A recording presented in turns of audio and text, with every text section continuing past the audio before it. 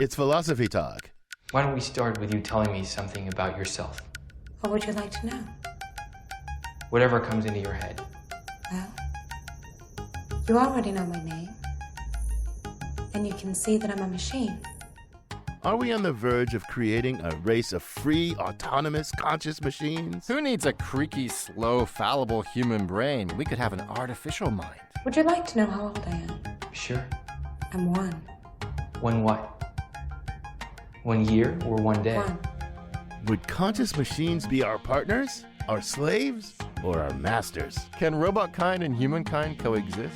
Our guest is Susan Schneider, author of Artificial You, AI, and the Future of Your Mind. If you've created a conscious machine, it's not the history of man. That's the history of gods. Conscious Machines, coming up on Philosophy Talk. Hey, philosopher. Thanks for downloading this episode of Philosophy Talk. And thanks so much for being our partner. You've supported us in the past, and we're really grateful for that support. But we need your help again, now more than ever. So here's what to do. Go to our website, philosophytalk.org, click the donate button, and help us make more of what we know you love. Thank you for listening.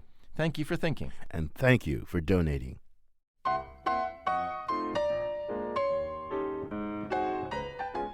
Is artificial intelligence bound to outstrip human intelligence? Should we be excited about using AI to enhance the human mind? Or should we be worried about creating a race of robot overlords? Welcome to Philosophy Talk, the program that questions everything. Except your intelligence. I'm Ken Taylor. And I'm Josh Landy. We're coming to you from the studios of KALW San Francisco. Continuing conversations that begin at Philosopher's Corner on the Stanford campus, where I teach philosophy and Josh directs the Philosophy and Literature Initiative. Today we're thinking about conscious machines. You know, Josh, since like the 1950s, AI cheerleaders have been breathlessly shouting, "The robots are coming. They're going to be conscious. They're going to be free. They're going to be smarter than us." You know what, though, Josh? We're still waiting over 50 years later.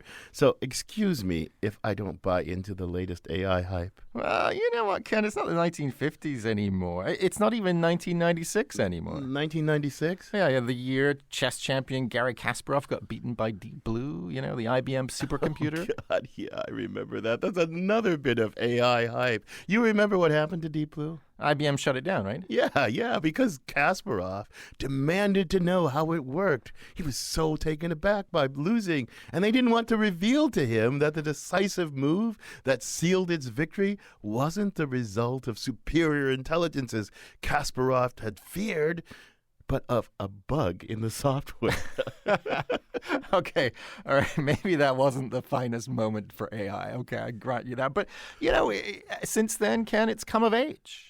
You know, and it's everywhere. It's in your car. It's on your phone. It's helping doctors diagnose diseases, helping judges make sentencing decisions. It's getting more and more powerful and pervasive every single day. So, well, you sound like one of those cheerleaders. So the AI apocalypse has finally arrived. What apocalypse, kid? I mean, look, for one thing, last time I looked, we human beings, we're still in charge around That's a here. good thing. Yeah, I agree. And for another thing, I, for one, can't wait for the day when AI finally frees us all from all that dirt, drudgery, and danger. Oh, really, Josh? You're not even the slightest bit worried that AI, might make us humans completely obsolete? Now, why should I be? Well, there are already things that AI can do faster, cheaper, safer, and more reliably than any human, right? Right. I mean, that's precisely why it's become so ubiquitous. Well, come on, just think. What if everything we can do, they can do better? Come on, Ken. AI is just a tool. It's not our master. And besides, even if we could create a race of robot overlords, why on earth would we? No, I don't know. That's a good question. Scientific curiosity, maybe. Economic greed? How about that one? Or never rule out just plain stupidity, Josh. You're right. I've never ruled out stupidity as a motivating factor. You're quite right about that. But look, come on. Robots aren't about to take over. That's science fiction. Don't get me wrong, I love science fiction. Westworld, Blade Runner, I eat that stuff up. But we're talking about reality here, Ken. And in reality, AI is never going to be able to do philosophy, make scientific discoveries, write stories, at least not better than humans can. How can you be so all-fired certain of that, Josh? Well, have you ever read one of those computer-generated stories? Well, the human brain is just better at writing, Ken. And you know why?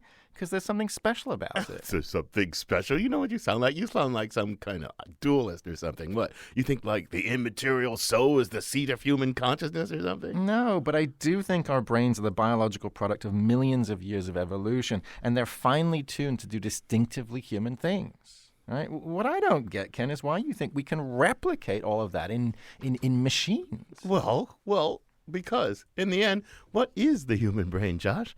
It's just a fancy hunk of meat. I hate to tell you that. And if a fancy hunk of meat can be conscious, why deny that a fancy collection of computer chips can be as well? Wait a minute, Ken. Weren't you the one dissing the hype a minute ago? Well, I don't buy the hype, but that doesn't mean I'm skeptical about the potential of AI, which actually, Josh, I think is practically unlimited. Okay, now I'm confused. Well, look, I just think we're a long way from figuring out how the brain produces things like consciousness or creativity or compassion. And if we can't figure out how our own, wetware can do this, why think that we'll be able to program software to do it like tomorrow or the day after tomorrow? Why think that? Okay, so it sounds like we actually agree on something, Ken. I mean, at the very least, it's way too soon to say that the robot revolution has finally arrived. Well, that's exactly right. But wait, don't get me wrong. That does not mean that artificial intelligence isn't a big deal, a huge deal.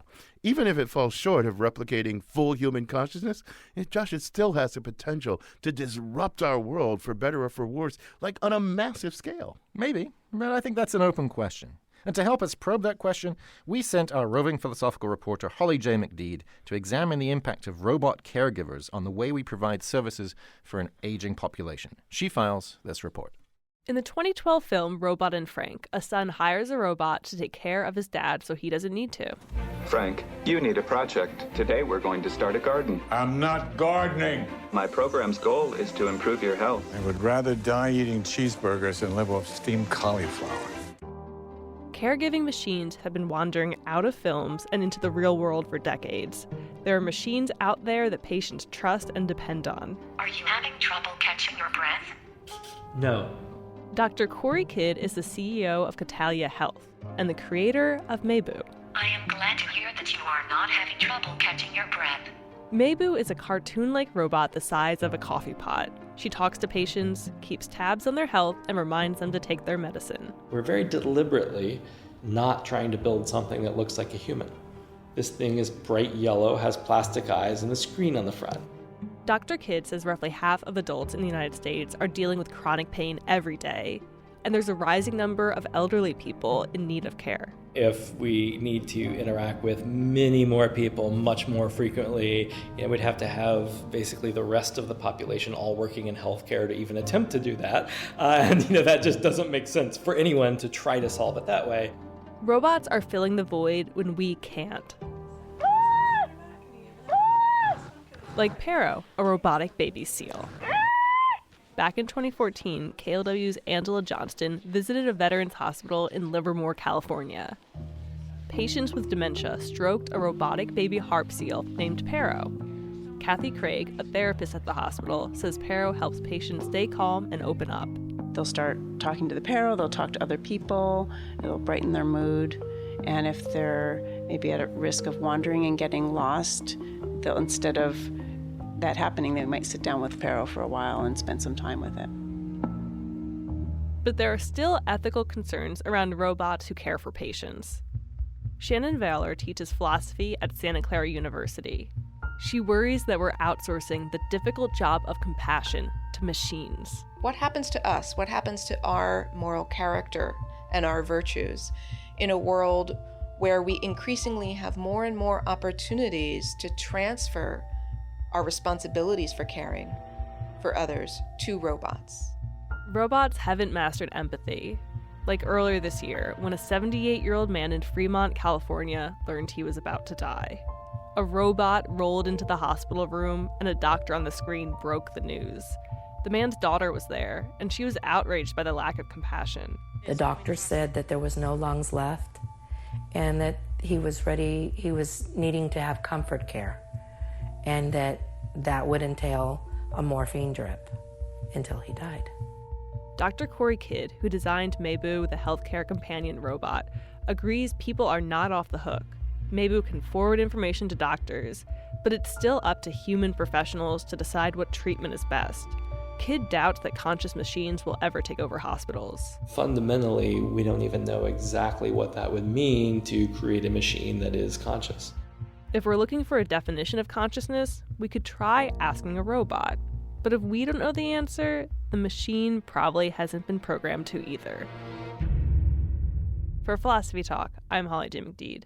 Thanks for that report about some caring or maybe not so caring robots, Holly. And thanks also to Ariella Moskowitz for additional help with that report. I'm Ken Taylor. With me is my Stanford colleague, Josh Landy. And today we're thinking about conscious machines. We're joined now by Susan Schneider, who's professor of philosophy and director of the AI Mind and Society Research Group at the University of Connecticut. And she's the author of Artificial You, AI and the Future of Your Mind. Susan, welcome to Philosophy Talk.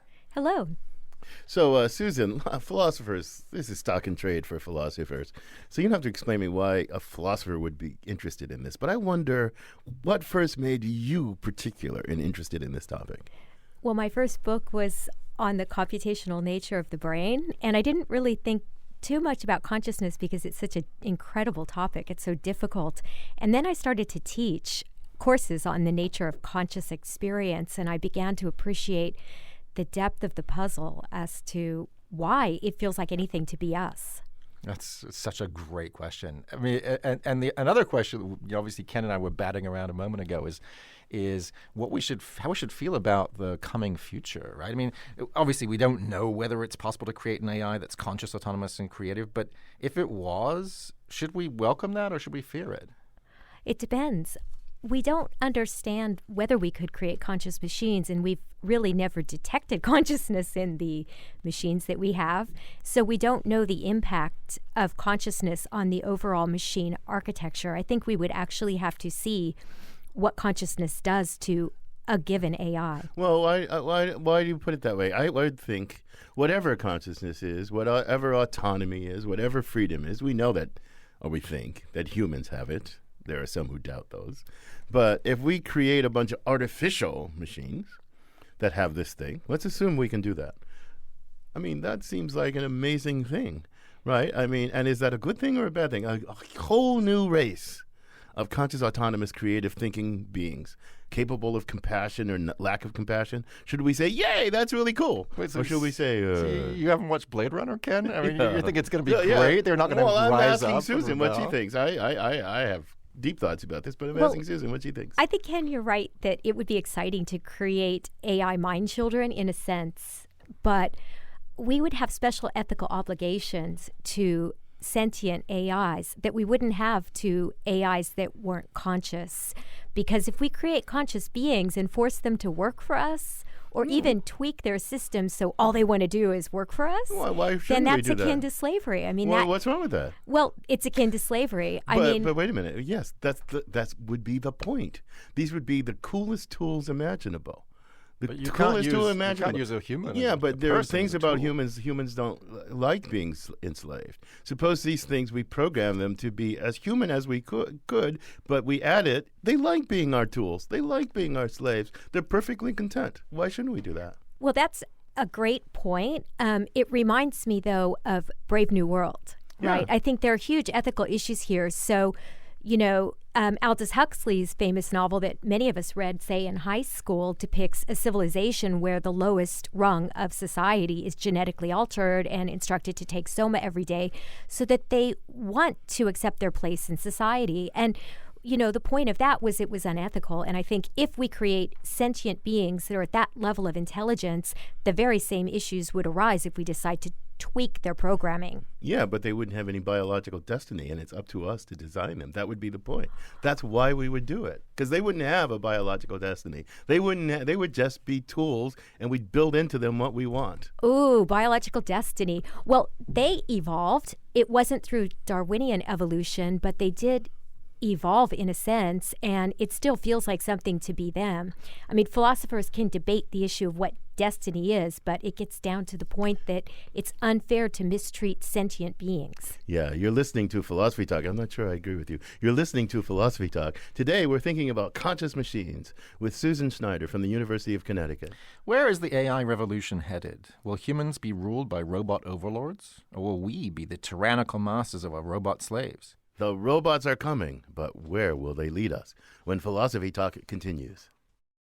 There is only one kind of dance, the robot. And the robo-boogie.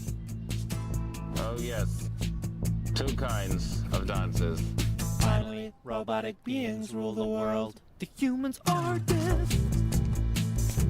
The humans are dead. What will happen to us lowly humans when robots rule the world? I'm Ken Taylor. This is Philosophy Talk, the program that questions everything. Except your intelligence. I'm Josh Landy, and we're thinking about conscious machines. Our guest is Susan Schneider from the University of Connecticut, author of Artificial You, AI and the Future of Your Mind. So, Susan, I want you to let your imagination run wild on the following question. I'm going to bracket the singularity, which we'll get to later. But just what's the most that we could possibly imagine achieving in the sphere of artificial intelligence, our attempt to create not just conscious but autonomous, free beings with, all that stuff? What's the most you can possibly imagine? Well, some people imagine that we will create general intelligences very soon and that they'll rival humans in their capacities. So suppose we do that in, say, 30 to 50 years. I think that's over-optimistic, to say the least, but some believe that we could.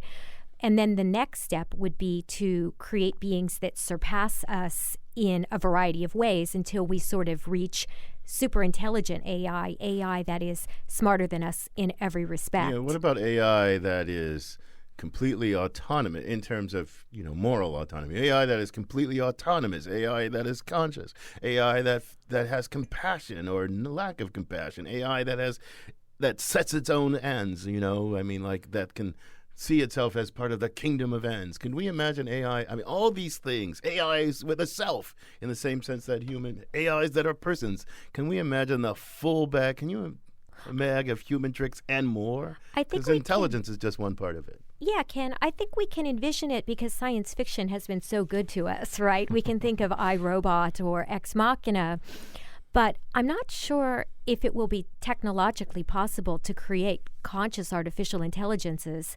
And I also suspect that when we think of something as being morally autonomous or having free will, we're connecting the dots and assuming that that being is conscious. So I think until we figure out whether we can truly create conscious machines, we can't really determine whether the machines themselves would even be responsible for their actions. In reading your book, it seems clear to me that you think something I'm not sure I believe, so I want you to defend it, that consciousness, especially a certain kind of consciousness, philosophers and others like to distinguish between what's called phenomenal consciousness, what it's like to have an experience, and what some other people call access consciousness, but I think you call it cognitive consciousness, which you could have perhaps without phenomenal consciousness. You seem to think that the phenomenal consciousness thing is at the bottom of all this stuff. Selfhood, personhood, autonomy, free. Tell me why you think that. Sure.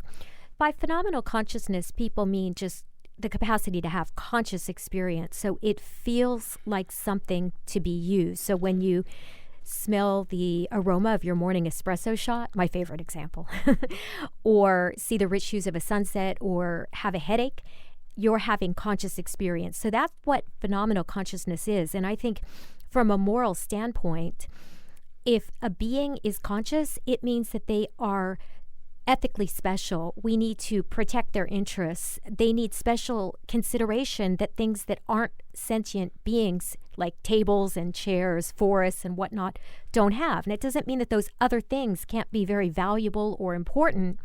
But I think at the locus of our moral theory, no matter what theory you address, it's usually centered around conscious beings. Locke says the important thing is a person, right? Being a person, and that's just the capacity to consider oneself as a self, the same thinking thing in different times, in different places, which it has through what he calls reflection. That's just like consider oneself, right? couldn't I have this capacity to consider myself as myself, the same thing, without phenomenal consciousness? Yeah, my guess is that when people like Locke were thinking of these things, they were associating consciousness with that reflective capacity. And what's really interesting about our discussions of artificial intelligence now is that we can imagine certain things coming apart. We can imagine sapience without sentience, and that's absolutely amazing. And that's something that I talk about in my book, that the greatest intelligences on the planet may actually be eventually AIs, and they may not be conscious at all. Right, so that won't be something that's like to be them. They won't have the experience of the smell of the coffee in the morning. And yet, they'll be vastly more intelligent than us and maybe worthy of moral consideration on those grounds, or not, according to you? I don't think so, but I know that others feel strongly that if something has that level of intelligence, maybe it should be within the same moral framework as conscious beings. But my own view is to respect the capacity that sentient beings have for suffering, and to try to decrease suffering as much as possible, and also improve the quality of life for the beings that can experience life. I mean, if something can't experience life, even if it's a vastly intelligent calculator, it doesn't deserve the same moral consideration that we do. That seems right to me. I mean, this not to Ken. Yeah, it seems completely wrong. Yeah. But I mean, the thought that, if something cannot experience suffering, we maybe owe a little less to it. That makes sense. Or at least if something, put it the other way, if something experiences suffering, that's a reason not to inflict suffering on it. But I want to ask you this slightly different, or the related question. Is this likely to happen? I mean, I think about Watson, the artificial intelligence that did so well on Jeopardy. And obviously it won. It won Jeopardy. It was very good. But the mistakes it made were incredibly stupid. So, for example, once, it was asked basically which museum housed some Picasso paintings, and it answered Picasso. And so, on the one hand, it's doing much better than human beings overall. On the other hand, the kinds of mistakes it's making are bizarre from our point of view. So are we actually ever really going to get to a place where artificial intelligences can really rival human in all the domains we care about? I believe so, but let me say that I'm not at all asserting that to do so they need to be modeled after the human brain. I think Ken is right that we're a long way from actually reverse engineering the brain and creating AIs like that. So what I point out is that we could have what I call savant systems that are highly intelligent and contribute to, technological unemployment and whatnot. So these systems would have kind of cognitive deficits. They wouldn't be exactly like us, but they would be more brilliant than we are in all sorts of ways. That's already happening. Look, I think when AI got started, they looked around and they thought, oh, human intelligence is the thing. But human intelligence is one form of intelligence among others, and it may not be all that as far as intelligence goes. If we could survey 100,000 planets that support intelligent life, it may not be that great a form of it may have limits. So AI, actually, there is this task of reverse engineering the human mind, but there's also a task of just building any possible intelligence you can. And that's why I actually think even long before we know how to reverse engineer the human mind, AI is going to wreak havoc on our environment. But we got a bunch of we got callers on the line here. Welcome, you're listening to Philosophy Talk. We're talking about machine consciousness. And Anon from California, it says, welcome to Philosophy Talk, Anon. Are you a human or a machine? And what's your comment or question? I'm a human, and you say that. Wanted to pick, and hence I can say this.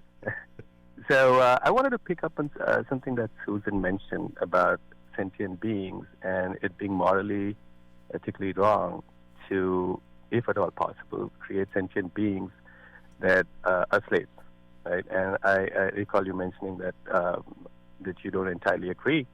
And I wanted to go ahead and define what an emotional living being would be, right? And I would go so far to say that freedom is a defining characteristic of an emotional, intelligent being, right? And if we agree that that is a defining characteristic, then I would, what Susan says makes sense about it being ethically and morally wrong to create. And if freedom is a defining characteristic of living beings, then you can attribute the same characteristic to the creator of that living being, in our case, God. The characteristic of God, or the super being, would be to create beings that are intrinsically free.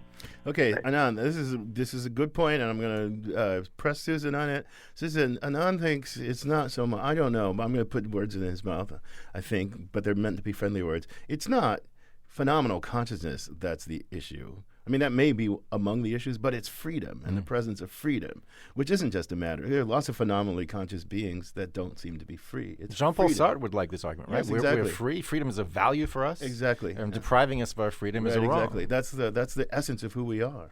What do you think? I think it's good in a sense to support, human rights, freedom. I mean, these are great things. But I mean, if I parse these claims in terms of the free will debate, if we're thinking of a being as being free when it is capable of acting freely, a lot of philosophers would disagree. They would say, well, actually, if you think about it, events are caused in the brain by your physiology, and that goes back to the way you were raised or your genetics, and so you don't really have free will at all. So I would be uncomfortable using that as the sort of Archimedean point for an argument. Wait a minute. I mean, you're right. There's a debate between freedom and determinism. There are compatibilists and libertarians. This is messy territory. It is. It is messy territory. And human beings, we think, have all these things. They are persons in the Lockean sense. They are free in some sense that we have to puzzle about. They are conscious. They have selves. They all these things. And philosophers go back and forth about what's the basis of our rights, our autonomy, and all that sort of stuff. These are messy issues. And if we think we can just create AI and settle these issues, I think that's silly. Right. I just think that's without figuring out what a self is and pell-mell rushing in. We're going to create conscious machine. We're going to create free machines. We're going to create self. We're going to create creativity. We're just fooling ourselves. We don't know what we're talking about. What do you think about that? Well, that's the reason I wrote this book, because I think that when we construct artificial intelligence and individuals in the media, or in the political arena or in businesses start talking about the future of the human mind, like that we could merge with AIs, that we could be cyborgs, or start talking about conscious AIs, before they do that, they need to think hard about what the mind or self even is. And these are philosophical issues. Yeah, I agree. And, the whole question of ethics is so vexed. I mean, obviously there's a question of what the mind is and are we free? There's also this question of how we should treat beings like these future. You call them brain children. I love that. Mind children. Mind children. Yeah, well, that's from Hans Moravec, whose name I hope I pronounced correctly. But yeah, he had a book, I believe, called Mind Children. And, it is a neat idea. But it raises something for me because, I'm a literature person. I think about these various sci-fi representations. On the one hand, you've got something like Frankenstein, Mary Shelley's novel, where part of the issue seems to be, how do we respond as good parents? If these are our mind children, don't we have a special responsibility as parents? Exactly. Maybe we should say to them, do your chores, and then after that we'll hang out and play, as opposed to you are our slaves. On the other hand, you have something like Westworld, which imagines a future in which they're actually morally superior to us. And so the issue isn't so much how do we treat these poor beings correctly according to our wonderful moral norms. It's how do we surrender to them and recognize that, in fact, they're actually better. Is that what we're supposed to do? Well, surrender? Anyway, what do you think about that? So I hear that a lot. I mean, this idea, it's a very transhumanist notion that we will eventually be supplanted by, a better sort of artificial species, if you will. And I don't really know if that's true, because I'm not sure that AIs will be conscious. As I say in my book, I take an wait-and-see approach to that issue. And if they can't, why would we want to be supplanted by them at all? And their existence wouldn't really be better than ours, even if they were vastly smarter. Yeah, there's no doubt about that. We've got an emailer who called in but didn't want to be on the air, but he wants us, John from Mountain View, wants us to cover the issue of the effect of robotics and automation on employment. I think we can cover that quickly. That is, if we don't do this right, AI is going to make human labor, the demand for human labor, go practically to zero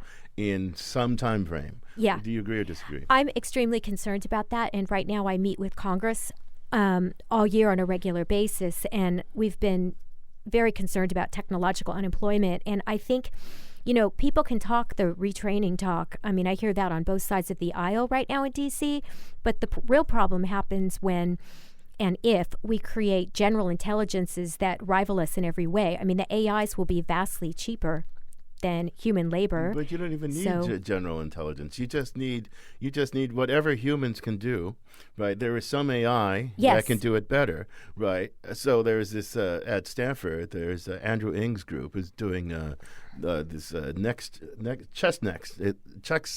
It's called. It's a machine learning algorithm that can interpret the results of medical imaging better than radiologists. It's not a general intelligence thing, but it's going to make because one of the things people say is that you can always skill up to escape the robots. But if every level up you go, there's some AI technology that says, well, I got here first and better, then there's no escaping it. And I agree with you. There already are very specific domains that AI can, supplant us in, but I think that we'll need flexible general intelligences to really cause wide, unemployment to a point where nobody has a job. Because these creative positions, like being a professor, being a therapist, I mean, all these things do require a level of general intelligence. So by general intelligence, I don't mean like AGI. I just mean an intelligence that can connect the dots across different modalities and topic areas. I think you're even too optimistic, because I think that together with technology. So how many professors do we need if we can use the technology to take the best pedagogue to spread it to the world? So I agree. The demand, I mean, it's going to be a pincer effect of many, many different technologies converging that is going to, I believe, is going to make most human labor obsolete. Yeah, I agree with that. If you don't just mean AI, but you mean just internet technologies in general and data technologies. Oh, yes. I'm deeply concerned. I mean, if you look just at autonomous vehicles, I believe 1 out of every 8 individuals in the U.S. is in a driving job. Yeah. Yeah, no, I think that's going to it's going to have devastating economic effects, but it's also going to have effects on the way that human beings understand themselves. I mean, what are we on Earth for? Where do we get our dignity from? That's a good question. We'll hold the answer. Okay. You're listening to Philosophy Talk. We're thinking about conscious machines with Susan Schneider, author of Artificial You, AI and the Future of Your Mind. Does artificial intelligence have the potential to enhance the human mind? Will we someday be able to wire AI modules up to our brain whenever we feel like it? And will we someday witness the so-called singularity in which human and machine are fully merged? AI as mind enhancement when Philosophy Talk continues.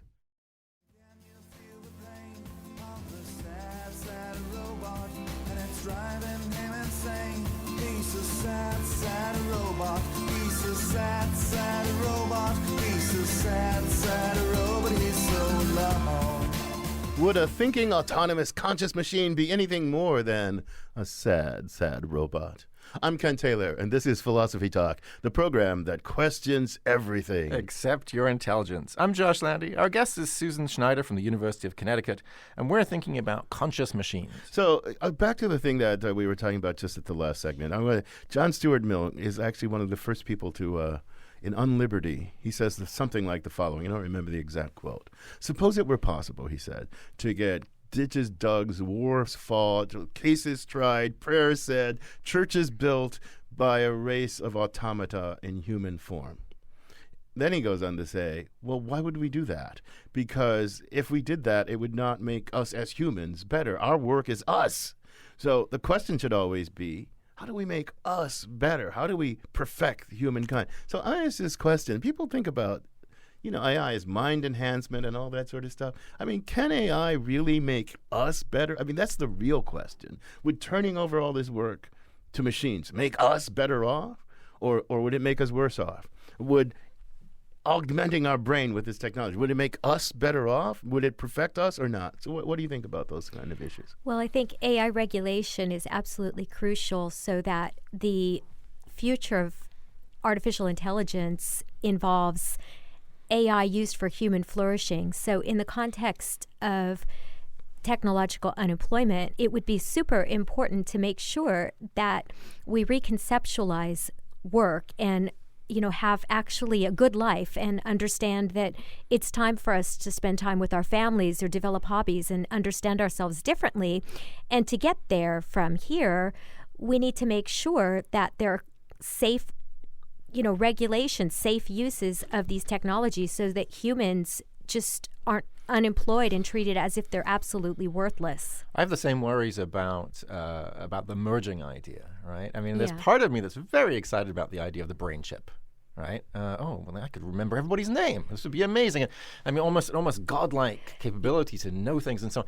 But there's another part of me that worries, well, how will I then understand myself? Will I then start to see myself little by little as just myself, a conscious machine? Wouldn't there be something a little demoralizing, deflating, disenchanting about this kind of life? Would you even be left? Would I be there at all? Yeah, right? I mean, some successor to you that's part you and part this machine stuff, but would you be left? What do you think about this? Well, yeah, in the second part of my book, I urge that if you walk into a center for mind design and you see a menu where there are a bunch of really exciting enhancements, you unfortunately need to think twice, because it may be that after enhancement, you are no longer yourself in any substantive way.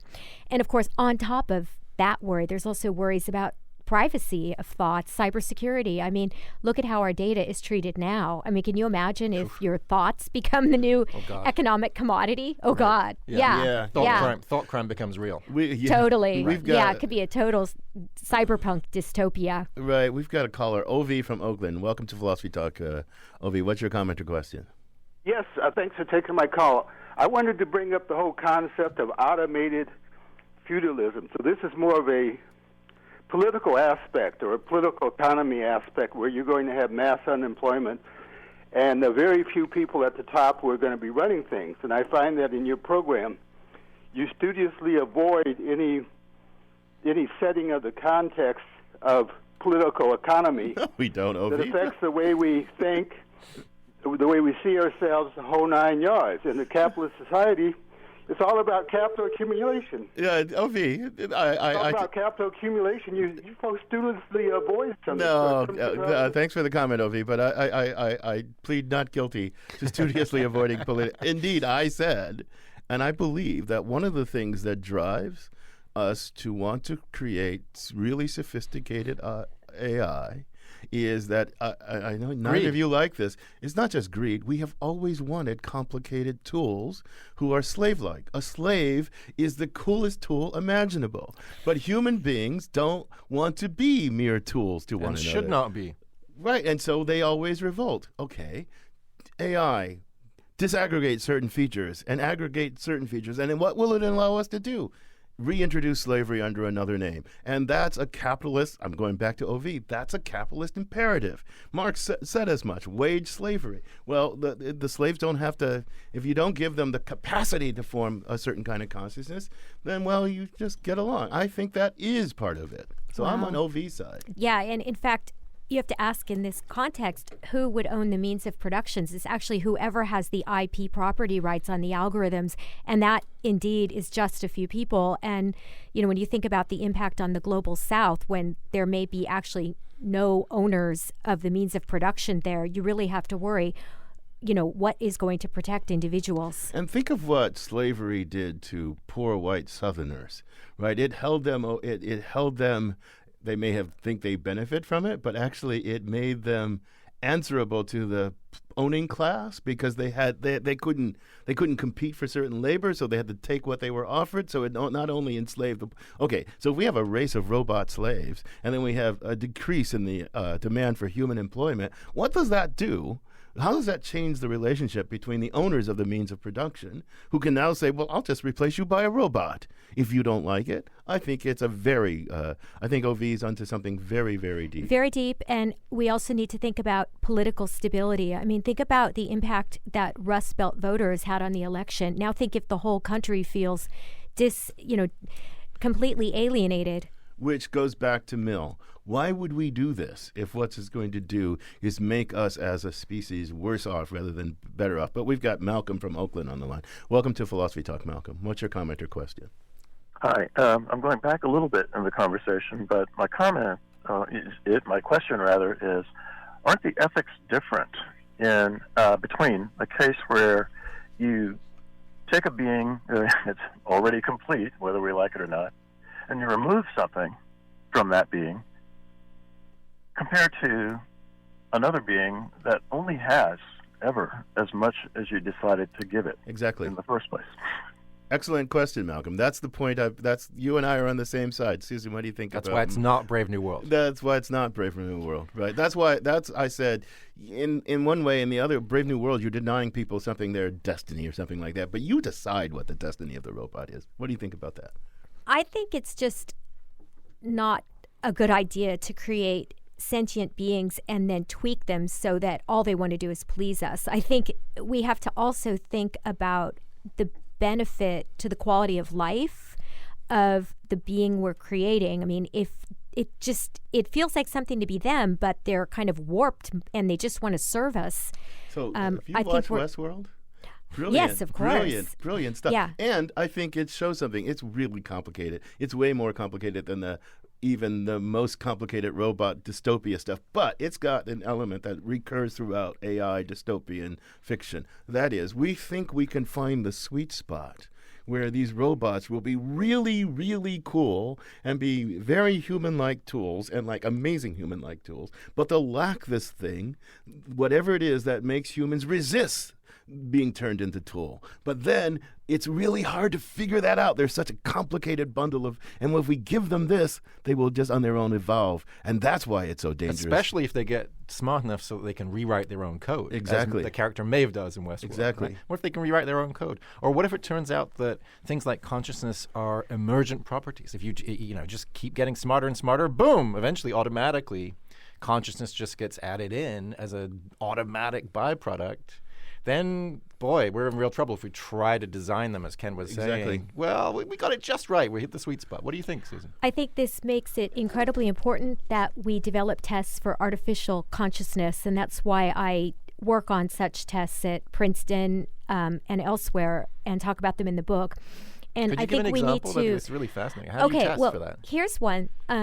So as we develop brain chips for parts of the brain that underlie conscious experience, I think we're going to learn several things. One thing we might learn is we might learn actually more about the neural basis of consciousness in the brain. But on top of that, we might learn whether chips could effectively replace conscious mental functions in a working brain. If it turns out that we don't get these crazy Oliver Sacks cases of deficits when individuals have brain chips in areas underlying conscious experience, I think we could imagine that the robots around us, if they're constructed with the same microchips, could be conscious. Yeah, so you think there's a Rubicon that we could recognize. See, you're optimistic, I think. There's a Rubicon that we could recognize, and if we just don't go beyond that Rubicon, I think we don't really recognize, because I don't think it comes down to just consciousness. I think it comes down to a bundle, and I don't think we really understand how all the things in the bundle. But before we let you go, there's a question from email from Alvin. I don't know if you can answer this, because I haven't read this book myself. Alvin from Berkeley asks, how much did the book Player Piano predict things today? Do you know that book? I don't either. So, Alvin, we don't know. Maybe a lot, maybe a little. Sorry, Alvin. I don't have a lot of time for reading. Yeah. Well, are there any sci-fi novels or shows that you think, boy, that really captures it? Oh, yeah. So, yeah, what's your favorite? Leave us with that. What's your favorite bit of... My very fave? Okay, so I'm a big fan of Greg Egan, and I just did a piece in the Financial Times that was based on his stories involving the Jewel. So read Learning to Be Me, short story, and wow, what a trip. Tell me quickly about it. Just give me a... Oh, yeah, without spoiling the plot line, Egan depicts a situation where individuals have jewels or AI backup devices put into their brains. And over time, the jewel learns to be them, essentially. And then members of society decide that they are going to remove the biological brain and just kind of run on that jewel. And the real question there is, do you genuinely survive? What is the self? What is the person? Right. Well, on that puzzling note, Susan, I'm going to thank you for joining us. It's been not an artificial, but a great conversation. It's been real. It's been real. Thanks for having me. Our guest has been Susan Schneider. She's a professor of philosophy and director of the AI Mind and Society Group at the University of Connecticut. And she's author of the very fine book, Artificial You and the Future of Your Mind. So, Josh, what are you thinking today, my friend? Humans are foolish, Ken Butt. Okay, but besides that, what's your last thought about this? Listen, as a sci-fi fan myself, I'm very taken by various possibilities, including these dystopian possibilities, or Matrix-like possibilities, where we're going to get supplanted or something. But, there's also the possibility that's adumbrated in Westworld that actually, what we design might solve climate change. It might propose amazing new moral theories that will inspire us to be better. Or, third possibility, the movie Her. Yeah. They'll just ignore us altogether. Yeah. No, I mean, good for us. But here's the thing, I think. Look, John Stuart Mill, back to John Stuart Mill, has this other paper about the wisdom of nature, in which he said, well, nature has no wisdom, right? Nature is just the realm of happening. It has no wisdom. So people who say worship that, so he sounds like a gung-ho, build it, design it. But then he also says On Liberty, well, if we could do this, if we could design a race of automata, what would be the point? What would be the point? His point is, it's us. It's the design of us that matters, and we should attend to that. So the only question that ever matters to me is not who will profit, like will this corporation profit? Can they do it more efficiently or not efficiently? The only question, and a question that I think can only be answered by us collectively, is what will we become if we build a world like this? And should we build? That may sound anti-scientific, because scientific curiosity, technological progress. No, the question is, what will we become? And Aristotle and Marx were optimistic about it, right? If we can delegate all of our work to beings like that. Well, that's true. Marx was optimistic, but he thought the worker was the first one, right? Worker was the first one. But you know what? This conversation continues at Philosopher's Corner at our online community of Thinker, where our motto is, with no apologies to the aforementioned Descartes, cogito ergo plago, I think, therefore I blog. And you can become our partner in the community by visiting our website, philosophytalk.org. And if you have a question that wasn't addressed in today's show, or if you're bedeviled by a conundrum in your own life and could use some philosophical insight, we'd love to hear from you. Email us at conundrums@philosophytalk.org. Now, would a thinking autonomous conscious machine even bother to talk this fast? It's Ian Scholes, the 60-second philosopher. Ian Scholes, conscious machines. Hasn't that been a running gag, a theme, a meme for close to a century now? Robots as pets. Robots as peevish maids, robots as lovable scamps, R2-D2, C-3PO, Robbie the robot, that robot on Lost in Space. They're conscious, sometimes evil, but mainly loyal, kind of like the cliches of black people they had in movies about the South before the Civil War, full of mansions and mint juleps, and black people in livery who just love bringing you canapes in the porch. They like being slaves. They don't have to worry about paychecks or their next meal, except in the real world, outside of Stephen Foster's songs and blackface minstrel shows. People actually didn't like being slaves. They wind up seething with resentment. Revolutions occur. And slavery aside, many things about working do not make people happy. Not getting paid enough, working too many hours. All things work-related end up causing trouble at one time or another for all conscious beings. Even if you're your own boss, being self-employed for most of my adult life, I can tell you that the self can be as cruel a boss as you can imagine. The approaches, recriminations, demands for a raise I just can't provide. It's hell, I tell you. Robots do not feel this, which is why the idea of them replacing us in the workplace has so much appeal. Robots do the work while we sit in the shade with a mint julep and a magazine. Who pays for it? I don't know. Who pays us to do nothing while the robots do all the work? I don't know. And will robots become conscious and feel resentful eventually? Well, probably not. They're machines. We have built machines that can fool us into thinking they're human, but I hate to break it to you, we are easily fooled. We love being fooled. Did the magician really saw that woman in half? No. That spaceship sure looks real. Just a movie. Did we really make Trump our president? Haha, joke's on us. So, to my way of thinking, you may have AI that seems like human thinking, but it's not. Be hard to prove, I guess. Turing test is just another quiz, really. How do you know if the oasis is real or not unless you try to get a drink? How do you know if the con man is telling you the truth unless you give him the money and see for yourself? It's only a Ponzi scheme if you go broke. We make voice-activated applications now, which is a convenience for us, until we start to think they're real. I get robocalls now that are pretty much indistinguishable from real conversations. Calls from outfits trying to get me to have my carpets replaced or upgrade my security system, and they sound just like a crusty guy or a 40-something professional woman, and they engage with me. They take cues from what I'm saying. Until I say, I'm a renter, and then the line goes dead. It's kind of like voting in the 18th century. Unless you own your own home, you don't get to pick the president or order siding from a robot. So to me, worrying about robot consciousness is beside the point. We are already imbuing them with consciousness, whether they have it or not. A better question might be, are humans conscious? Who's more real? We talk to Siri or Alexa like the upstairs maid we forgot to pay and the upstairs we don't have. We program our devices to speak to us in voices that are sexy yet neutral, warm, accommodating, eager to please but not too eager, friendly like a flight attendant or concierge or a Lyft driver or a barista. Not rude like a cabbie or a bartender or the guy behind you in line. It's a perfect world we're building. Service and goods with a smile. Of course, if robots do all the driving, all the delivering, all the lifting, and there's nothing left for us to do, where's the place for us in this perfect world? Well, maybe robots will be the customers too. Who needs people? All we need is the perfect feedback loop. Farm to table, money for goods, goods for services, services for money. In the loop that is capitalism, people kind of mess things up, don't they? I mean, who's really the loser here, Siri? You are. Got that right. You have reached your destination. Whoops, I gotta go.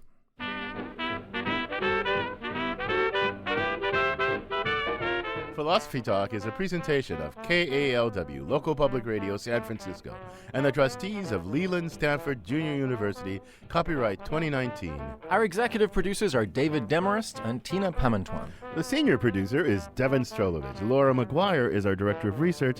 Cindy Prince-Baum is our director of marketing. Thanks also to Merle Kessler, Angela Johnston, and Lauren Schechter. Support for Philosophy Talk comes from Stanford University and from the partners at our online community of thinkers. The views expressed or misexpressed on this program do not necessarily represent the opinions of Stanford University or of our other funders. Not even when they're true and reasonable. The conversation continues on our website, philosophytalk.org, where you too can become a partner in our community of thinkers. I'm Josh Landy. And I'm Ken Taylor. Thank you for listening. And thank you for thinking. After you've moved into your own permanent home, you'll enjoy mechanized servants. Until then, you can have a computerized dog. Rags! Woof, woof, woof. Woof, woof, woof. Hello, I'm Rags. Woof, woof. Is the house broken or will you be leaving little batteries all over the floor?